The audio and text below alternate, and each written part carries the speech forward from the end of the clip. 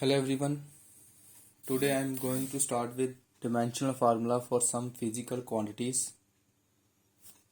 तो physical quantities कुछ हम डिस्कस करेंगे उनके डिमेंशनल फार्मूला के बारे में।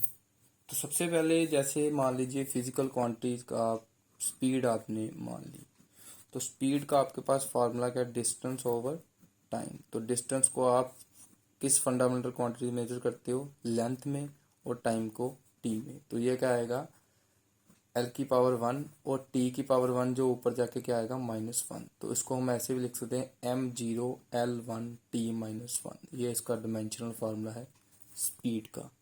ठीक है। ऐसे ही मान लीजिए अगर आपके पास लीनियर मोमेंटम का आपने डिमेंशनल फार्मूला निकालना, तो लीनियर मोमेंटम का फार्मूला जो है आपके पास वो होता है मास इनटू वेलोसिटी। तो मास का जो फंडामेंटल क्वांटिटी से आप मेजर करते हो एम में, और वेलोसिटी और स्पीड का जो है वो सेम रहेगा। तो आप सीधा भी पुट कर सकते हो यहाँ से ऊपर L1t-1। तो आप यहाँ से सीधा भी पुट कर सकते हो। ठीक है। तो ये बन गया m1l1t-1 लीनियर मोमेंटम का डिमेंशनल फार्मूला। ऐसे ही अगर आप एक्सेलरेशन का देखें, एक्सेलरेशन का आपके पास फार्मूला जो आएगा वो आएगा change in velocity over time. तो चेंज इन वेलोसिटी का अगर आप देखते हो तो वेलोसिटी और स्पीड का जो है डिमेंशनल फार्मूला सेम है। ऊपर आप लिखोगे वेलोसिटी का डिमेंशनल फार्मूला L1t-1 और नीचे टाइम t। तो t-1 और ये वाला t ऊपर जाकर क्या होगा -1, और बेस सेम पावर्स क्या करोगे आप ऐड, तो ये क्या आएगा L1t-2। तो m कितना है 0। तो ये इसका डिमेंशनल फार्मूला बन गया हमारे पास एक्सेलरेशन का। ठीक है। तो ऐसे ही अगर आप फोर्स का निकालते हो तो फोर्स का क्या बनेगा, मास इनटू एक्सेलरेशन। ठीक है। अब एक्सेलरेशन का आपने ऊपर निकाल लिया, तो मास को आप किस में मेजर करते हो, एम में, और एक्सेलरेशन का ऊपर क्या है L1t-2। तो ये कितना आएगा आपका फोर्स का जो डिमेंशनल फार्मूला जो है m1l1t-2। और इम्पल्स का फार्मूला क्या है आपके पास, इम्पल्स का फार्मूला होता है फोर्स इनटू टाइम। तो फोर्स की डिमेंशन जो ऊपर लिखी है वो लिखोगे m1l1t-2। ठीक है। और यहाँ पर टाइम का आप साथ में एक लिखोगे ऐसे। तो यहाँ पर t-2 और t1 कितना आएगा m1l1t-1। तो ये आपके पास आई इम्पल्स का डिमेंशनल फार्मूला। ठीक है। ऐसे अगर आपने वर्क का निकालना है तो वर्क का क्या फार्मूला है, फोर्स इनटू डिस्टेंस।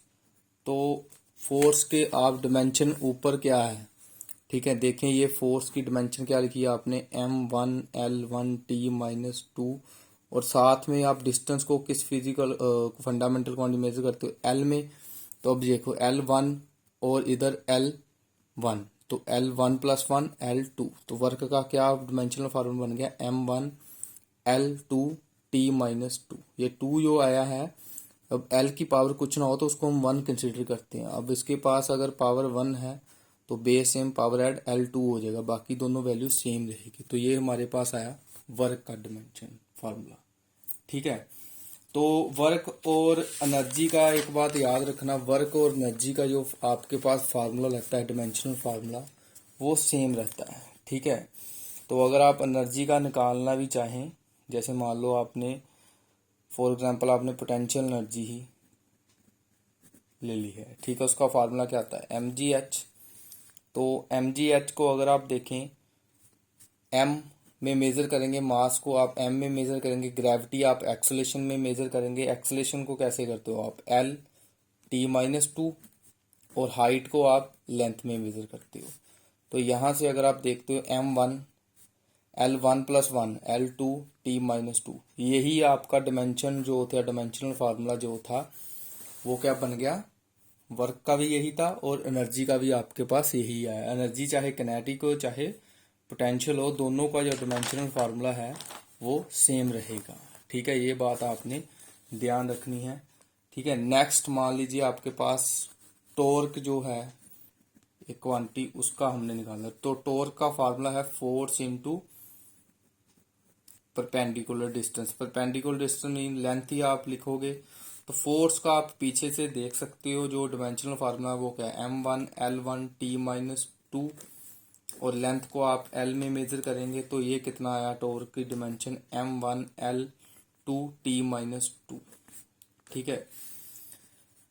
ऐसे अगर आप एनर्जी की आपने निकाल ली पीछे, हीट की भी, हीट और एनर्जी की दोनों की डिमेंशन सेम रहेगी। जो आपने एनर्जी की ऊपर निकाली है वही हीट की रहेगी।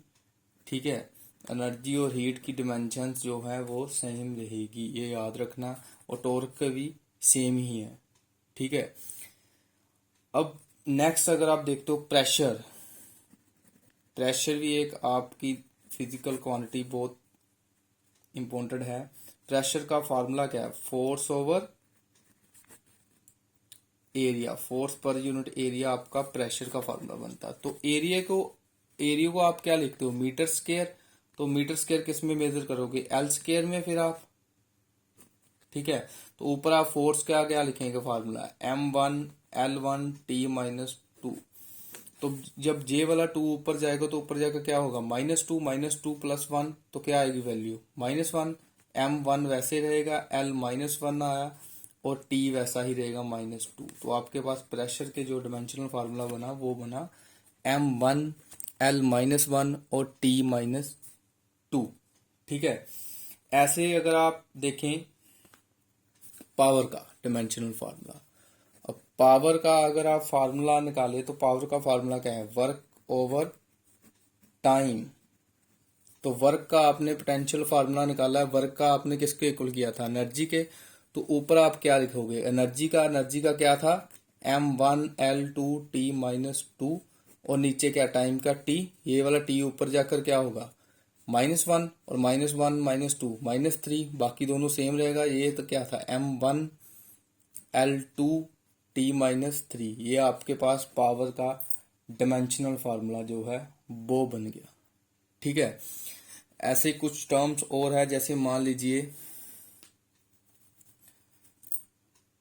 फ्रीक्वेंसी। फ्रीक्वेंसी का आपने डिमेंशनल फार्मूला बनाया, तो फ्रीक्वेंसी को आप लिखते हो 1/T में, टाइम पीरियड में। ठीक है। तो ये फ्रीक्वेंसी का फार्मूला है। तो टाइम पीरियड को आप टी में मेजर करते हो तो ऊपर जाकर क्या होगा, t-1, बाकी क्या आएगा, m0l0t-1। तो ये आपका आ गया फ्रीक्वेंसी का फार्मूला। ऐसे अगर आप टेम्परेचर का निकाले तो टेम्परेचर को आप किस में मेजर करते हो, केल्विन में। ठीक है। तो केल्विन में मेजर करते हो तो बाकी सब क्या है, m0l0t0। ठीक है। और केल्विन का K1। तो ये बन गया हमारे पास टेम्परेचर की। ठीक है। तो वेवलेंथ जो है, वेवलेंथ को आप किस में मेजर करते हो, डिस्टेंस में। लेंथ ही आपने मेजर करनी। तो ये क्या है, L1, बाकी क्या है, m0t0। तो ये आपका वेवलेंथ का डिमेंशनल फार्मूला बन गया। ठीक है। ऐसे अगर मान लो आपको कुछ बोला जाए एंगल का, आपने जो है वो डिमेंशनल फार्मूला बनाना, तो एंगल जो है वो एक डिमेंशनलेस क्वांटिटी है। ठीक है। इसमें m भी 0 रहेगा, l भी 0 रहेगा, t भी 0 रहेगा। ये एक डिमेंशनलेस क्वांटिटीज है, इसकी डिमेंशन नहीं है। ऐसे ही एंगुलर डिस्प्लेसमेंट जो है वो भी एक डिमेंशनलेस क्वांटिटी है। ठीक है। उसकी डिमेंशन जो है 0 है, m0 l0 t0। ठीक है। तो ये आपके साथ मैंने कुछ इम्पोर्टेंट जो है वो इम्पोर्टेंट कह लो, या फिर कुछ जर्नल जो डिमेंशनल फार्मूले हैं फिजिकल क्वांटिटीज के सिंपल, वो डिस्कस किए हैं। तो अब आप अपनी बुक से बाकी फार्मूले की प्रैक्टिस करेंगे। ठीक है। बाकी जितने भी फिजिकल क्वांटिटी है उनका आपको पता होना चाहिए, डिमेंशनल फार्मूला कैसे बनता। आपको सिर्फ फार्मूला याद करना पड़ेगा, और फिर आप फार्मूले को कन्वर्ट कर सकते हो फंडामेंटल क्वांटिटीज में, और उसका आप डिमेंशनल फार्मूला बना सकते हो। ठीक है। Thank you class.